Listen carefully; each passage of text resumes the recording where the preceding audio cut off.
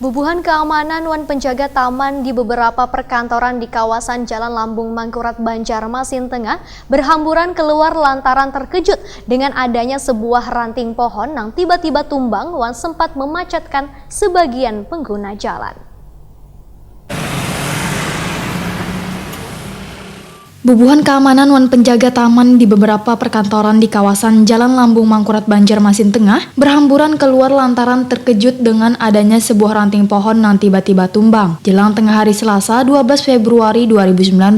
Tumbangnya ranting pohon akasia di depan Bank Danamon Lambung Mangkurat tersebut memakan sebagian jalan wan sempat memacetkan pengguna kendaraan roda 2 wan 4. Sehingga Satuan Pengamanan wan Satpam pun membantu pengaturan lalu lintas di kawasan tersebut.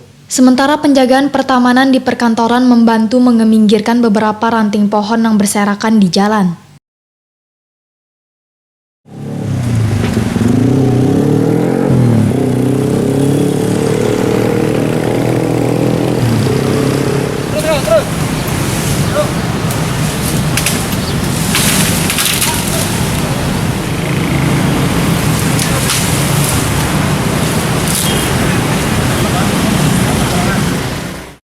Salah seorang penjaga taman di Bangkalsel, Mujiono, wayah ditakuni Prima TV mengaku berlarian ketika melihat adanya ranting pohon yang patah yang hampir mengenai pengendara roda 2. Padahal wayah itu, angin bertiup kada kencang. Menurut Mujiono, ranting pohon akasia tersebut sepertinya sudah lawas condong ke bawah, sehingga ketika ada tiupan angin mudah patah.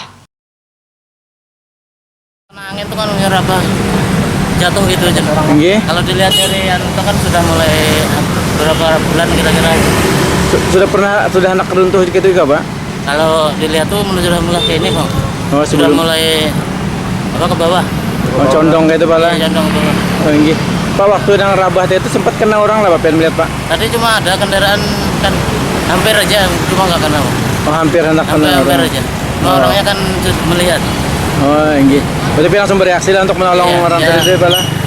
Pohonnya dipinggirkan gitu juga. Oh. Karena biar jangan nanti Pemko yang menangani kan. Dengan Dinas Tanaman Kota. Sementara itu, sekitar 15 menit bagian pertamanan dari DLH datang untuk memotong wan membersihkan ranting pohon tersebut.